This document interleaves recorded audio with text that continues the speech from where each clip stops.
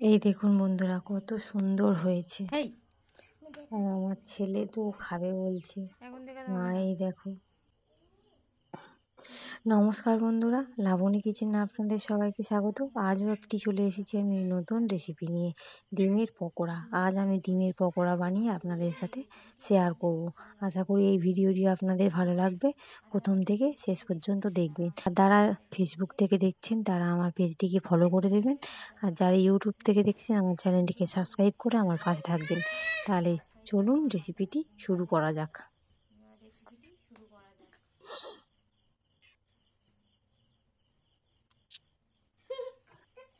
তার জন্য নিয়ে নিয়েছি আমি এখানটায় 4টে পেঁয়াজ। পেঁয়াজটাকে ভালো করে সরু সরু করে কুচিয়ে নিয়েছি। নেওয়ার পর আমি নিয়েছি লঙ্কা। আমি এখানটায় 2টো কাঁচা লঙ্কা কুচি নিয়েছি, আর নিয়েছি চালের গুঁড়ো ও ময়দা। আপনারা ঝালটা যে যেমন পছন্দ করেন তেমন দিতে পারেন। আমি এখানটায় 2টো লঙ্কা দিয়েছি, আর নিয়েছি 3টে সেদ্ধ করা ডিম। এবারে আমি যে পেঁয়াজটা কেটে রেখেছিলাম তার মধ্যে সামান্য পরিমাণে লবণ দিয়ে আমি ওটাকে মাখিয়ে রেখে দিয়েছি। দিয়ে আমি একটা সুতোর সাহায্যে ডিমগুলোকে হাফ হাফ করে কেটে নিচ্ছি। সুতোর সাহায্যে ডিমগুলো কাটলে খুব সুন্দরভাবে কেটে যায়, আর কুসুম ছেড়ে যায় না, একদমই যায় না। তাই আমি আজ সুতোর সাহায্যে ডিমগুলো ভাগ ভাগ করে নিচ্ছি। আমি একটা ডিমকে 4 ভাগ করে নিচ্ছি। আমি পকোড়া বানাবো, তাই এইভাবে ডিমগুলো কেটে নিতে হবে। তাই আমি একে একে সব কেটে নিচ্ছি, আর একটা ডিমের হাফ আমি আলাদা করে রেখে দিচ্ছি। ওটা আমি একটু পরে কাজে লাগাবো। যে পেঁয়াজটা আমি নুন দিয়ে মেখে রেখে দিয়েছিলাম সেটা একদম নরম হয়ে গেছে, আপনারা দেখলে বুঝতে পারছেন। এবারে যে ডিমটা আমি রেখেছিলাম হাফটা, সেই ডিমটা আমি এই গ্রেটারের সাহায্যে পেঁয়াজের মধ্যে গ্রেট করে দিয়ে দিচ্ছি। গ্রেট করে দেওয়া হয়ে গেছে। এবারে আমি এর মধ্যে অল্প পরিমাণ হলুদ গুঁড়ো, ম্যাগি মশলার গুঁড়ো 1 প্যাকেট দিয়ে দিয়েছি, আর চালের গুঁড়ো আর ময়দা দিয়ে আমি এটাকে ভালো করে মেখে নেব হাত দিয়ে।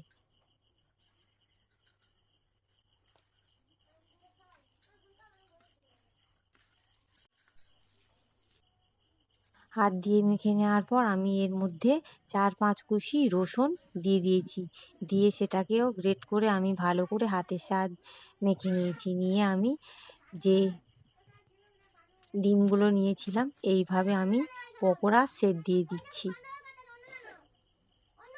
আর এটা খেতে দারুণ হয়েছিল। একবার হলেও বন্ধুরা আপনারা বাড়িতে ট্রাই করবেন। যেহেতু আমি ডিমের পকোড়া বানাচ্ছি তাই এর মধ্যে কোনো আলু দিচ্ছি না। এইভাবে সবগুলো আমি বানিয়ে নিয়েছি। নিয়ে আমি এবারে এগুলোকে তেলের মধ্যে ভেজে নেব। কড়া গরম হয়ে গেছে, তাই আমি তেল দিয়ে দিয়েছি, সাদা তেল। দিয়ে আমি একে একে পকোড়াগুলো দিয়ে ভেজে নেব।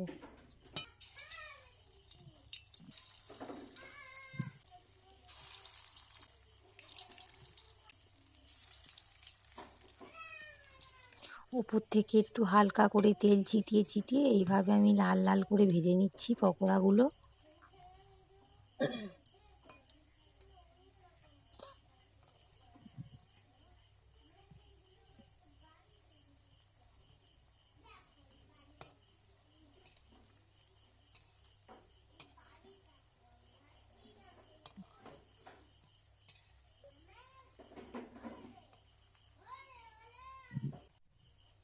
পকোড়াগুলো লাল লাল করে ভাজা হয়ে গেছে। আমি এগুলো ভালো করে একটু এপিট ওপিট নেড়ে নেড়ে এবারে আমি পকোড়াগুলো তুলে নেব।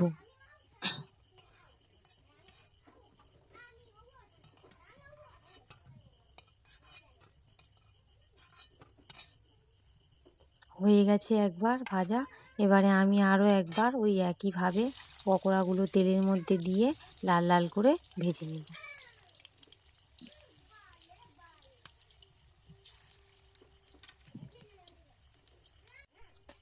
এবারেও পকোড়াগুলো আমার ভাজা হয়ে গেছে। আর পাশ থেকে তো আমার ছেলে শুধু বলছে, মা কখন হবে, আমি কখন খাবো। খাওয়ার জন্যে তো অস্থির হয়ে যাচ্ছে। ওকে দিয়েছি, ও খেয়ে বলবে যে কেমন হয়েছে।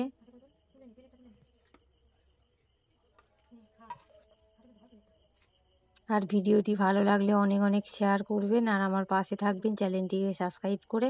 আর আমার ভিডিওটি আমি এখানেই শেষ করছি। দেখা হবে পরের ভিডিওয়।